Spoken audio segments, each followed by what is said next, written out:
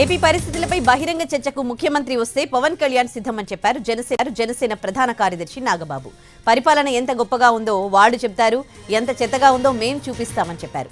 BJP Janasena TDP కూటమి ఏర్పడడం 98% ఖాయమన్నారు.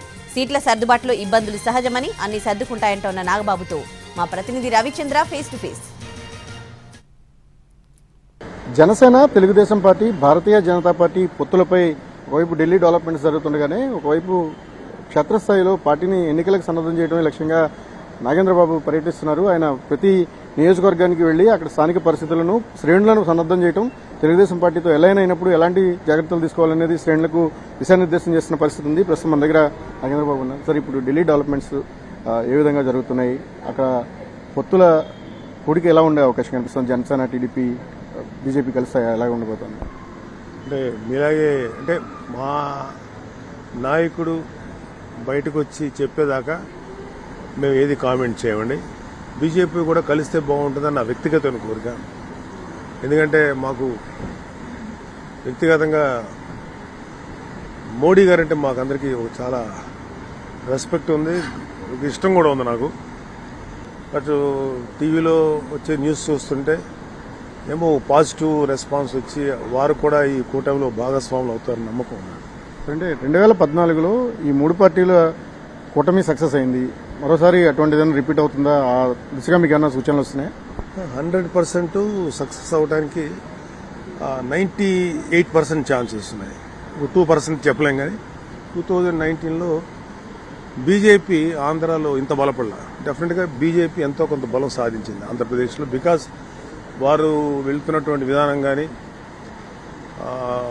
ఈ రామ్లాలా విగ్రహం ఏర్పాటు చేసే విషయంలో ఆయన సాధించిన ఇది ఘనత, లేకపోతే అచీవ్మెంట్ ఆంధ్రప్రదేశ్ ప్రజలకు కూడా తాకింది. సో వారి యొక్క పాజిటివ్ వైపు బీజేపీ పెరిగింది. అలాగే ఆ రోజు విడిగా పోటీ చేసినా, కలిసి పోటీ చేస్తుంటే వెళ్ళి 150 సీట్స్ వచ్చాయి కాదు. ఆ రోజుల్లోనే పోటాపోటీగా మేబీ జనసేన టీడీపీ అలయన్స్ ఆ రోజు కనుక అలయన్స్ కుదిరి ఉంటే ఆ రోజు మేము గెలిచిండేవాళ్ళం. అది అట్లీస్ట్ నెక్ టు నెక్ వెళ్ళేది.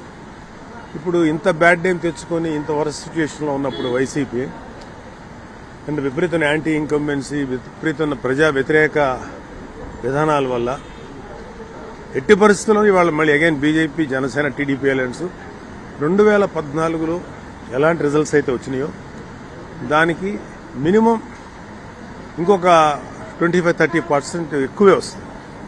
సరే, అంటే మీరు చాలా ఆశావాహన దృక్పథంతో ఉన్నారు, ఖచ్చితంగా పొత్తులు ఫలిస్తాయనేది. కానీ పొత్తు పెట్టుకున్నప్పుడు తెలుగుదేశం పార్టీ, జనసేన నాయకత్వాన్ని ఒప్పించడం కానీ, సీట్ల సర్దుబాటు విషయంలో కొంత ఇబ్బంది తలెత్తే అవకాశం లేదంటారా? డెఫినెట్గా పొత్తులో ఉన్నప్పుడు కొన్ని చోట్ల కొన్ని వ్యత్యాసాలు ఉంటాయి, ఒక మాట అటు ఇటు ఉంటుంది.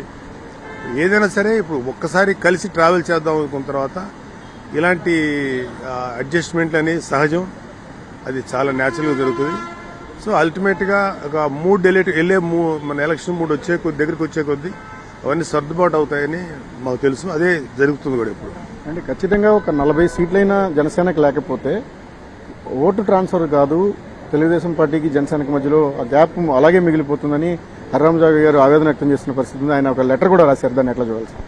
హరిరామ్ జోగి గారి ఒపీనియన్ని మేమేమి వ్యతిరేకించే అవసరం లేదు. అది ఆయన ఒపీనియన్గా తీసుకుంటాం. ఆయన పెద్ద ఆయన కాబట్టి ఆయన ఇచ్చే సలహాలు కూడా మేము గౌరవిస్తాం. కాకపోతే ప్రాక్టికల్గా గ్రౌండ్ రియాలిటీ కూడా ఆలోచిస్తే అల్టిమేట్గా ప్రెసిడెంట్ గారు అనౌన్స్ చేస్తారు అవి ఎన్ని సీట్లు అనేవి. సో ముందే ఇన్ని సీట్లు తీసుకోవాలి కాదని మేము జన సైనికులకైతే మాకున్న క్రమశిక్షణకి మేము మా నాయకుని ఎప్పుడూ ఇబ్బంది పెట్టాం.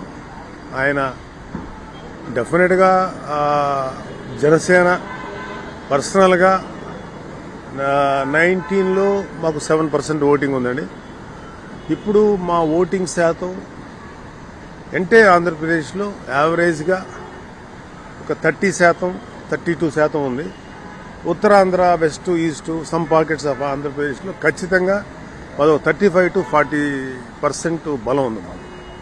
సో ఈ ఉత్తరాంధ్ర అయితే చాలా స్ట్రాంగ్గా ఉన్నామండి. సో పవర్ షేరింగ్ రావాలనో, లేకపోతే పవన్ కళ్యాణ్ గారు ముఖ్యమంత్రి అవ్వాలనో, ఇవన్నీ కూడా మాకు ఈ ఆలోచన కంటే ముందు ఈ వైసీపీ విముక్త ఆంధ్రప్రదేశ్ని ఏర్పాటు చేయాలని పవన్ కళ్యాణ్ గారు, చంద్రబాబు నాయుడు గారు వీళ్ళ ఆలోచన ముందు తీసుకుంటామండి.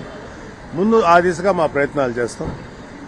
ఆ తర్వాత డెఫినెట్గా గెలిచిన తర్వాత మా శక్తులను బట్టి ఎలా ఉంటుంది అనేది అప్పుడు తర్వాత డిసైడ్ చేస్తాం. అంటే స్టేట్ లో జరిగిన డెవలప్మెంట్ ను ప్రతిపక్షాలు చూడలేకపోతున్నాయి, అందుకనే విమర్శలు చేస్తున్నాయని అంటున్నారు. వాటి మీద బహిరంగ చర్చలు కూడా సిద్ధమని ఆ పార్టీ నాయకత్వం చెప్తోంది, అధికార పార్టీ నాయకత్వం చెప్తుంది. మీరేమంటారు?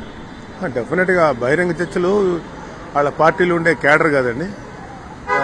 జగన్మోహన్ రెడ్డి గారిని బహిరంగ చర్చలకు వస్తే ఇటు పవన్ కళ్యాణ్ గారు బహిరంగ చర్చకు వస్తారు. ఒక అమెరికన్ ప్రెసిడెంట్ డిబేట్ జరుగుతుంది కదా, ఆ విధంగా ఆయన ఏ ఛానల్కి వచ్చినా సరే మేము మా పవన్ కళ్యాణ్ గారిని రిక్వెస్ట్ చేసి open debate like American president debate ఎలా ఉంటుందో అలా చేయించడానికి మేము రెడీ. మీరు ఎంత గొప్పగా పరిపాలించారని వాళ్ళు చెప్పుకోవచ్చు, మీ పరిపాలన ఎంత చెత్తగా ఉందని మేము చెప్పచ్చు సార్. Thank you. పరిపాలన ఏ విధంగా జరిగిందనే దానికి చర్చలకు సిద్ధం. దానికి ముఖ్యమంత్రి గారు వస్తే పవన్ కళ్యాణ్ కూడా రెడీ అని నాగబాబు చెప్తున్నారు. అదే సమయంలో పొత్తులు కావచ్చు, లేకపోతే సీట్ల సర్దుబాటు కానీ పవర్ షేరింగ్ సంబంధించి ఏవైతే స్పెక్యులేషన్స్ నడుస్తున్నాయో వాటింటికి కూడా తమ పార్టీ అధినేత సమాధానం చెప్తారు. ఆయన నుంచి వచ్చే ఇన్ఫర్మేషనే కీలకంగా ఉంటుంది, అథెంటికేట్ గా ఉంటుందని కూడా పవన్ కళ్యాణ్ అంటున్నారు. Cameraman Sridhar, Ravichandran TV.